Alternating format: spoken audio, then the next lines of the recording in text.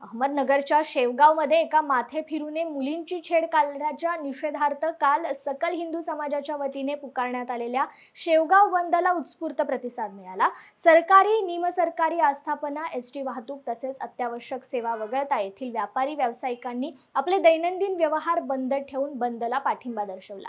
छत्रपती शिवाजी महाराज चौक ते police station असा निषेध मोर्चा काढण्यात आला। यावेळी विविध संघटनेच्या पदाधिकाऱ्यांनी पोलीस प्रशासनावर कडाडून टीका केली आहे। दरम्यान पोलिसांनी ताब्यात घेतलेल्या मनोरुग्ण माथे फिरूस न्यायालयासमोर उभं केले जाणार असल्याचं पोलीस सूत्रांनी सांगितलंय।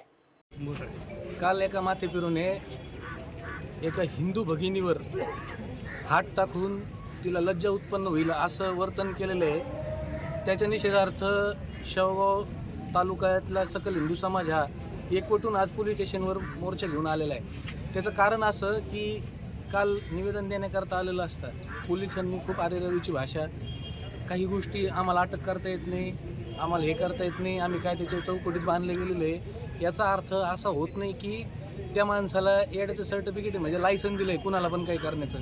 8 दिवसापूर्वी डॉक्टर बॅनी नामक इसम आहेत, त्यांच्या घरात घुसताना त्यांनी प्रतिकार केला असता त्यांच्यावर चाकूने हल्ला केला। चाकूने हल्ला करूनसुद्धा ते इथं फिर्याद द्यायला आलेले असतात, त्यांच्यावरच अजून दमदाटी करून त्यांनाच खोट्या गुन्ह्यात गुंतवायच्या धमक्या देऊन पोलिसांनी त्यांना परत पाठवलेले आहे। आम्ही काय प्रशासनाच्या विरोधात नाही आहे, पण आमची मागणी अशी की जो कुणी आरोपी असेल त्याच्यावर कडक कारवाई झाली पाहिजे।